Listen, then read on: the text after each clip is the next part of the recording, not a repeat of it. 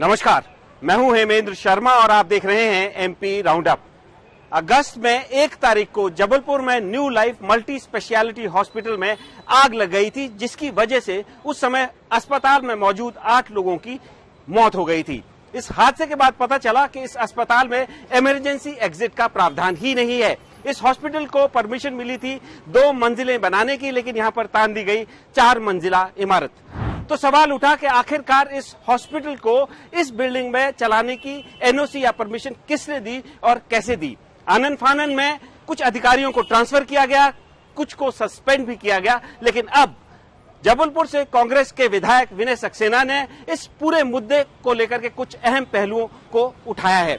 दरअसल इस हॉस्पिटल को बिल्डिंग परमिशन मिलते से ही एनओसी मिल गया था, और ऐसा इसलिए हुआ क्योंकि मध्य प्रदेश के एडिशनल चीफ सेक्रेटरी सुलेमान के ऑफिस से एक सर्कुलर निकला जिसमें कहा कि एनओसी जो है बिल्डिंग परमिशन के साथ साथ ही दी जा सकती है। और इससे पहले एनओसी जो है बिल्डिंग के कंस्ट्रक्शन कंप्लीट होने के बाद दी जाती थी, बिल्डिंग का इंस्पेक्शन पहले किया जाता था, उसके बाद एनओसी दी जाती थी।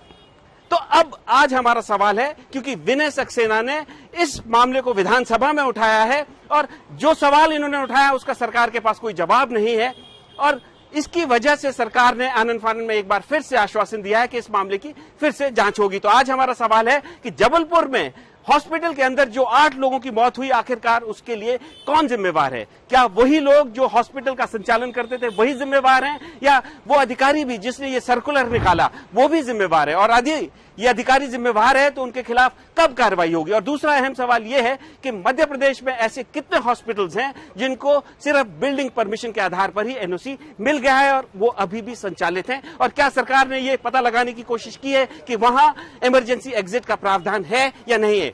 इन तमाम सवालों पर बात करने के लिए हमारे साथ मौजूद हैं कांग्रेस पार्टी के जबलपुर से विधायक विनय सक्सेना जी। सर, आपका बहुत बहुत स्वागत है। सर, सबसे पहला सवाल तो यही है कि ये क्या सर्कुलर है जिसको आपने विधानसभा में भी जिक्र किया था? क्या इस सर्कुलर में लिखा है और क्या इसमें कौन अधिकारी इसके लिए जिम्मेवार है? देखिए, महत्वपूर्ण बात यह है जी कि सरकार के कोई नियम बने हुए हैं।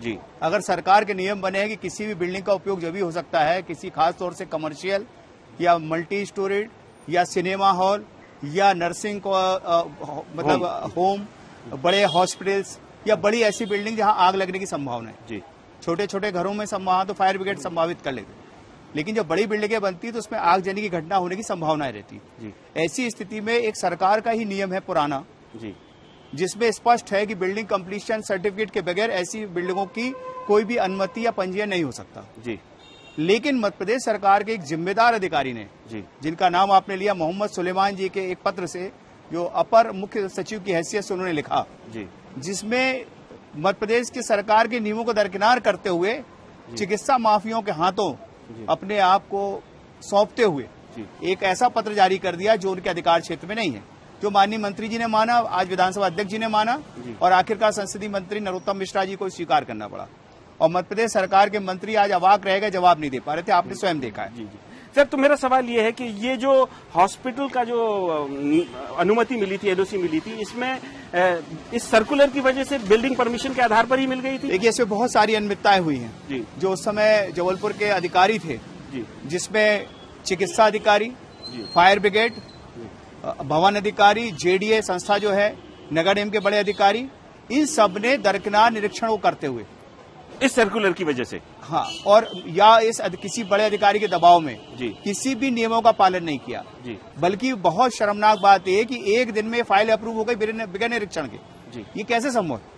जब इतने सारे नियम है, जिस बिल्डिंग में एक ही रास्ता अंदर जाने का है उसके रास्ते पे जनरेटर रखा है, और जो जबलपुर के संभागायुक्त हैं मिस्टर आदरणीय चंद्रशेखर साहब जी, उनकी अध्यक्षता में एक रिपोर्ट तैयार हुई, जो मैं बार बार आज कह रहा था जी, जी, कि जब वो रिपोर्ट स्पष्ट कह रही कि पूरे अधिकारी दोषी हैं, अगर ये और एक बार नहीं नाम है, उस रिपोर्ट को मैं आपको दूंगा, उसमें 10 बार अधिकारियों का नाम उल्लेख है कि इन अधिकारियों ने कोई जांच ही नहीं करी, इन अधिकारियों ने कोई निरीक्षण ही नहीं किया, इन अधिकारियों ने ये सब जानते हो कि ये अनियमितताएं हैं।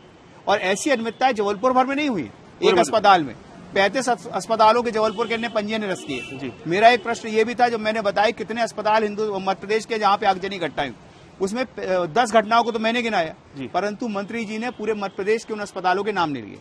जो आज भी हम लोग के पास ऑन द रिकॉर्ड अच्छा, है। लेकिन मेरा सवाल यह है कि क्या additional chief secretary of Madhya Pradesh शासन के जो है मिस्टर सुलेमान, क्या आपके हिसाब से वो रिस्पॉन्सिबल हैं इस सर्कुलर की वजह से जबलपुर में जो हादसा हुआ? विधानसभा अध्यक्ष जी ने आज बड़ी गंभीर बात करी मेरे प्रश्न पे। जी उनका कहना था सरकार के नियमों को बदलने का अधिकार एक अधिकारी कैसे कर सकता है। जी अगर कोई सर्कुलर आएगा या कोई नया नियम बनेगा तो कैबिनेट में जाएगा, जी विधि सम्मत तरीके से उसकी प्रस्तावना बनेगी। जी। आज आपके सामने कई विधेयक आए थे जी विधानसभा में, जी, जी। सदन में चर्चा हुई, जी। विधेयकों को बदला गया, विधेयकों में परिवर्तन हुआ, नए विधेयक लाए गए, तो ये सदन का है के लिए। तो सर क्या उनके खिलाफ कोई एक्शन होना चाहिए आपके हिसाब से? आज नरोत्तम मिश्रा जी तो कहा है कि हम लोग इस पे जांच करेंगे और अधिकारी अगर दोषी सर, वो पाए तो बोलने जाएंगे के लिए तो बोला है मेरा क्या? आपसे कहना है इस सरकार से बहुत उम्मीद नहीं है जी। कि सोते हुए इंसान को आप उठा सकते हो। लेकिन मैंने आज वहां भी ये बात कही, लेकिन जब कोई बनावटी सो रहा हो तो फिर आप नगाड़े बजाते रहो, उसको उठना नहीं है। सर आज तो वो मुझे- ऐसा प्रतीत हुआ कि टालने के लिए, क्योंकि आपने फंसा दिया था उनको चारों देखिए तरफ आज से। तो उनके पास जवाब नहीं था और विधानसभा अध्यक्ष जी भी इस बात को समझ रहे थे। उन्होंने बड़ी संजीदगी के साथ, आज मैं कहना चाहूंगा विधानसभा अध्यक्ष जी ने इस भावनाओं को समझते हो कि हृदयवदारक घटना थी। जी हम लोग 15 मिनट बाद उस घटनास्थल पहुंच गए थे। जी। जलते हुए लोग बाहर गिर रहे थे आके, वहां पे खिड़कियां नहीं थी कूदने के लिए, मतलब हालात ये थी, जलते हुए लोग सामने दिखे, उनको ले लेके लोग भाग रहे थे। फायर ब्रिगेड बुलाई गई, फायर ब्रिगेड के बाद एम्बुलेंस बुलाई गई। और अगर आपने उस आंखों को अपने से देखा होता, मैं यहाँ उल्लेख करना चाहता हूँ माननीय कमलनाथ जी का, जिनने 15 मिनट बाद ही इसके बारे में अपनी दुख प्रकट किया। जी 1 घंटे बाद माननीय मुख्यमंत्री जी का बयान आया कि मैं बहुत दुखी हूं, और दूसरे ने आया कि मैं रात भर सो नहीं पाया।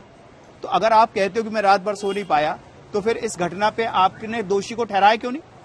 जब संभागायुक्त की रिपोर्ट, जिसकी घोषणा सरकार ने करी, और संभागायुक्त की रिपोर्ट स्पष्ट कह रही है कि 10 बार कह रही है, एक लाइन 10 बार रिपीट हुई है। अच्छा सर, फाइनल क्वेश्चन मेरा आपसे है कि आपके हिसाब से मध्य प्रदेश में ऐसे कितने हॉस्पिटल्स हैं, जबलपुर में नहीं पूरे प्रदेश में कितने हॉस्पिटल्स होंगे जहां पे इन सारी गाइडलाइंस को दरकिनार किया गया है और अगर लोगों आप की देखेंगे जिंदगी तो स्टेक पे है? एक शहर में कम से कम 100 अस्पताल ऐसे होंगे, कम से कम। जी। जबलपुर में 35 अस्पतालों का पंजीयन निरस्त किया गया और कई अस्पतालों को नोटिस दिए गए। जो प्रभावशाली बड़े नेताओं के अस्पताल, उनको नोटिस तक नहीं हुआ, ऑन द रिकॉर्ड है ये भी। तो पूरे मध्य प्रदेश के हर बड़े शहर में कम से कम 100 अस्पताल ऐसे होंगे, इंदौर, भोपाल, ग्वालियर, जबलपुर, इसके साथ साथ जो और भी सागर, ऐसे शहरों में।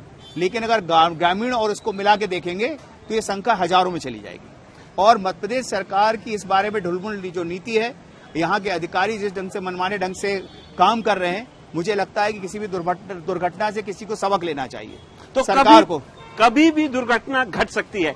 मध्य प्रदेश में कोरोना काल में हजारों की संख्या में हॉस्पिटल्स को परमिशन दी गई, लेकिन ये परमिशन रूल्स को साइडलाइन करके दी गई। बहुत सारे ऐसे नियम हैं जो लोगों की सेफ्टी के लिए, सिक्योरिटी के लिए जिनको बनाया गया है, लेकिन उनको साइड ट्रैक किया गया।